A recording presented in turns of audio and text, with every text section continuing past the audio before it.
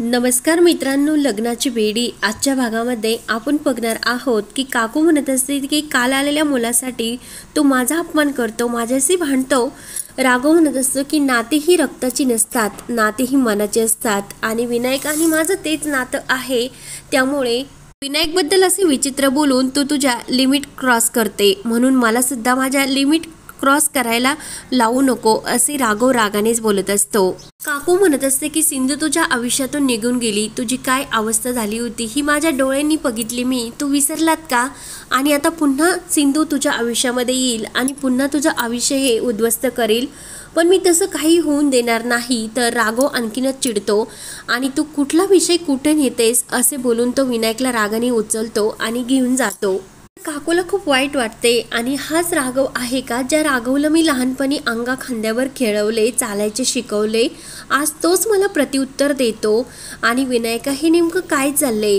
तर राजश्री म्हणत असते की काकू इतकं वाईट वाटून घेऊ नका, कारण तुम्हीच राघवला रागवण्यासाठी मजबूर केले आणि तुम्ही त्याला अगोदर जे नाही ते बोललात. काकू म्हणते की काय ग, काय चुकीचे बोलले मी? आणि ती सिंधू फक्त तिचं नाव आपल्या घरामध्ये आलं तर घरामध्ये इतकं मोठं भांडण झालं. ती तिच्या मुलीला जर या घरामध्ये घेऊन आली तर काय होईल याचा विचार तो केला का राजश्री? तर काकू सुद्धा भयंकर चिडलेले असते. मधू म्हणत असते की मामी प्लीज तुम्ही इतक्या रिॲक्ट होऊ नका, शांत व्हा. आणि काकू तुम्ही प्लीज इतक्या पॅनिक होऊ नका. विनूला जर काही त्रास झाला तर राघव पॅनिक होत असतो, तुम्ही स्वतःच्या मनाला इतकं वाईट वाटून घेऊ नका, म्हणून ती काकूला समजावते. त्यानंतर इकडे सिंधू ही सावीला घरी घेऊन येते. तर सावी विचारते की आई तू मला काहीतरी सांगणार होती ना, काहीतरी सरप्राईज देणार होती. सिंधू म्हणत असते की सावी आपण बाहेर जातो, त्यामुळे तू लगेच बॅग पॅक करण्यासाठी घे.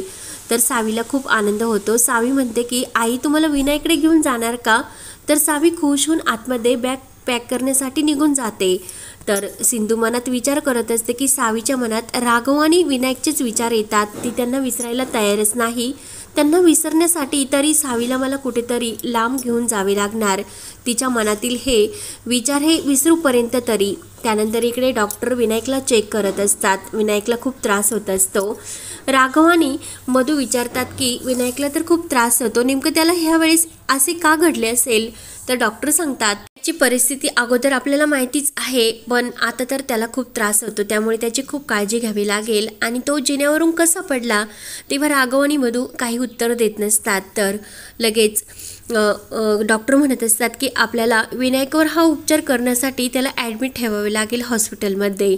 तर विनायक म्हणत असतो की बाबा मला खूप त्रास होतो, मला हॉस्पिटलमध्ये नाही राहायचे, तुम्ही प्लीज मला डॉक्टर काकूंकडे घेऊन चला. आणि तो मधूला म्हणतो की मम्मा तू तरी बाबांना समजाव की डॉक्टर काकूंनी मला प्रॉमिस केलेले आहे की त्या लवकर मला बऱ्या करतील, आणि तू मम्मा काहीतरी कर, डॉक्टर काकूंना इकडे आपल्या घरी घेऊन ये ना. तेव्हा डॉक्टर विचारतात की ह्या डॉक्टर काकू नेमकं कोण आहेत? तेव्हा मधू सांगत असते की विनूच्या मैत्रिणीची आई आहे, आणि विनू जेव्हा दहेगावला कॅम्पमध्ये गेला होता तेव्हा त्याच्या पायाला असाच त्रास झाला होता, तेव्हा सुद्धा त्या डॉक्टरांनीच विनायकच्या पायाचा हा उपचार केल्यामुळे त्याला आराम मिळाला. आणि त्यावेळी त्यांनी विनायकच्या पायाला लावण्यासाठी एक औषध दिले होते, त्या औषधाने विनायकला फरक सुद्धा वाटला, म्हणजे बरं सुद्धा वाटलं. तर डॉक्टर म्हणतात की मग तुम्ही विनायकला त्या डॉक्टरांकडेच का घेऊन जात नाही? मधू म्हणते की आओ त्या दहेगावला असतात, त्यामुळे आम्ही परत इमर्जन्सी असल्यामुळे तिकडे घेऊन जाऊ शकत नाही विनायकला. राघव म्हणतो की आत्ता तर नाही, पण त्या कधीच इकडे येणे शक्य नाही. तेव्हा डॉक्टर म्हणतात की मग तुम्हीच त्या विनायकला घेऊन तिकडे जा. आणि विनायकचा जर इतकाच विश्वास असेल तर विनायक त्यांच्या ट्रीटमेंटला जास्त असा रिस्पॉन्स देऊ शकेल, म्हणून माझं म्हणणं आहे की तुम्ही नक्की विनायकला त्या डॉक्टरांकडेच घेऊन जा. आणि विनायकला जर परत काही त्रास झाला तर त्याला हॉस्पिटलला आणावे लागेल, तुम्ही प्लीज असे काम करा की त्या डॉक्टरांकडेच तुम्ही विनायकला घेऊन जा. तर राघवला राग येतो आणि तुम्ही खरंच डॉक्टर आहात का की डिग्री तुम्ही पैसे देऊन विकत घेतली? तर डॉक्टर हे म्हणतात की मिस्टर राघव तुम्ही इतके चिडू नका, राघव काही ऐकत नाही आणि तुम्हाला विनायकचा उपचार व्यवस्थित करता येत नसेल तर तुम्ही तसे सांगा, पण त्या डॉक्टरांचे आम्हाला का सांगतात की त्या डॉक्टरांकडे जाणे आम्हाला शक्य नाही? तुम्हाला उपचार करायचा नसेल तर तुम्ही तसे सांगा, आम्ही दुसऱ्या डॉक्टरांकडून विनायकची ट्रीटमेंट करून घेतो. मधू ही राघवला शांत करण्याचा प्रयत्न करत असते. त्यानंतर इकडे सिंधू आणि सावी ह्या बॅग भरत असतात. तर मंगेश येतो तिथे. मंगेश विचारतो की अगं सिंधू, तुम्ही इथे काय करतास? तिकडे नवरात्रीचा गावामध्ये उत्सव आहे, सर्वजण आपल्याला बोलावतात. सावी म्हणत असते की अरे मंगेश मामा, आम्ही पुण्याला जातोय. तर लगेच मंगेश असतो तो सिंधूकडे बघत असतो आणि सिंधूसुद्धा मंगेशकडे. त्यानंतर इकडे राघव हा खूप रागवलेला असतो आणि विनायकने एकच हट्ट धरला की त्याची ट्रीटमेंट तो सिंधूकडे करणार आणि मला तर सिंधू परत या घरामध्ये नकोय आणि सिंधूचं नावसुद्धा या घरामध्ये घेतलेलं मला आवडणार नाही. मधू म्हणत असते की अरे ते डॉक्टर आपल्या विनायकच्या उपचारासाठी आले, तू त्यांच्यावर काय इतका रागवतो? मधू म्हणत असते की मी सिंधूने दिलेलं औषध विनायकच्या पायाला लावते, तू तोपर्यंत बाहेर जाऊन थांब, मी तुझे काही एक ऐकणार नाही. राघव म्हणतो की मधू तू असे काही करणार नाही. तर मधू म्हणत असते की तुमच्या दोघांच्या इगो फाईटमध्ये माझ्या मुलाला काही त्रास होता कामा नाही आणि मी तो सहन करणार नाही. राघव म्हणतो की मग एक गोष्ट तू पण लक्षात ठेव, सिंधू या जगातली शेवटची जरी डॉक्टर असली तरी सुद्धा मी माझ्या मुलाचा इलाज तिच्याकडून करणार नाही आणि तू जर तसे करण्याचा प्रयत्न केला तर मी तुझ्याशी असलेले सर्व संबंध तोडून टाकेल. त्यानंतर इकडे सावी मंगेशला सांगत असते की अरे आम्ही तिकडे गेल्यानंतरच नवरात्र तिथे साजरं करणार आणि विनायकची फॅमिली सुद्धा खूप मोठी आहे, तिकडे गेल्यानंतर पोलीस काका आणि खूप काही मजा येईल. तर मंगेश म्हणत असते की बरं झालं, तुझ्या आईने शेवटी तुझं तरी ऐकले आणि मला तर खूप आनंद झाला. सावी म्हणत असते की मंगू तू सुद्धा आमच्या सोबत चलणार आहे.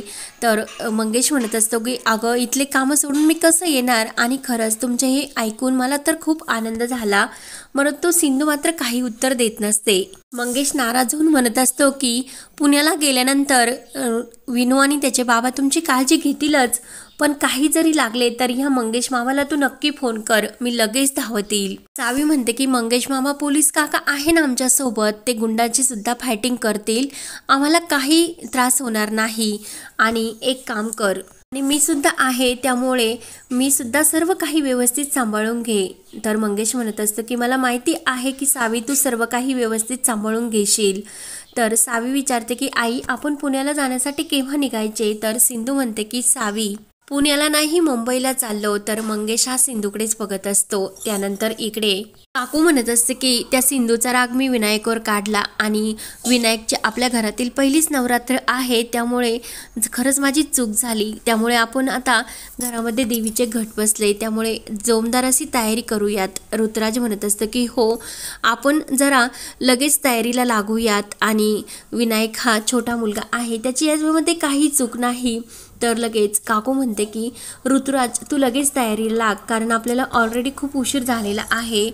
काकू म्हणत असते की ऋतुजा माझी काही चूक झाली ग, अगं मी ही सर्व विनायकवर रागवायला नको होते, पण राघव आणि राणीच्या काळजीपोटी मी हे सर्व केले. तर ऋतुजा म्हणत असते की अहो विनायक तर आपला वंश नाही आणि आता तर आपल्या घरातला तो आहे, त्यामुळे आत्ताच त्याला संस्कार करण्याची हीच वेळ आहे. आपण त्याच्यावर रागवलो म्हणून राघवला काही इतका राग येण्यासारखं कारण सुद्धा नाही. तेवढ्यात लगेच ते अन्वी येते. अन्वी म्हणत असते की म्हणजे उंदराला मांजरीची साक्ष, म्हणजे ही जे काही बोलतेस तर आजी तू तिला काहीच असं बोलत नाही, सर्व काही तिचं ऐकून घेते. विनू हा सिंधू मामीशी फोनवर बोलतो म्हणून तू विनायकचा फोन काढून घेतला. विनू लहान हे सुद्धा तुला समजत नाही आणि माझ्या आईचं तर तू आयुष्य नष्ट केलेच, पण आता त्या विनूचं सुद्धा आयुष्य हे बर्बाद करणार का तू? आणि आज जे काही तू विनूबरोबर वागली ना त्यामुळे तो तुझ्यावर केस सुद्धा करू शकतो. तर ऋतुजा उठते आणि अन्वी तू हे काय बोलतेस, ती तुझी आजी आहे याचे तरी तुला भान आहे का?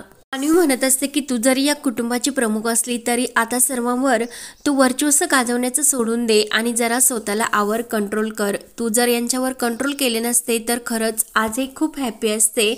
काकू म्हणत असते की अन्वी आता तू तुझ्या रूममध्ये चालती हो, मला काय करायचे, इतक्या दिवस मी माझं कुटुंब सांभाळून ठेवलं ते तू मला शिकू नको. अन्वी म्हणते की माझ्या आईला टॉर्चर करून तू वेडं बनवलं, तसे मला सुद्धा तू वेडे बनवणार का?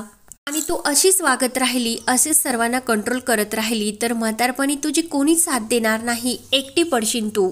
आणि ऐकायचं असेल तर ऐक, म्हणून अन्वी रागाने आतमध्ये निघून जाते. ऋतुजा म्हणत असते की काकू ती मूर्ख आहे, तुम्ही तिच्याकडे लक्ष देऊ नका आणि मनाला सुद्धा इतकं वाईट वाटून घेऊ नका. त्यानंतर इकडे राघव हा विनायकच्या रूममध्ये येतो आणि विनायकला म्हणत असतो की तू प्रयत्न कर माझ्यासमोर माझ्यापर्यंत चालते. तेव्हा विनायक उठतो आणि चालायला लागतो. त्याच वेळेस विनायक जोराने खाली पडतो तर त्याला खूप त्रास होत असतो.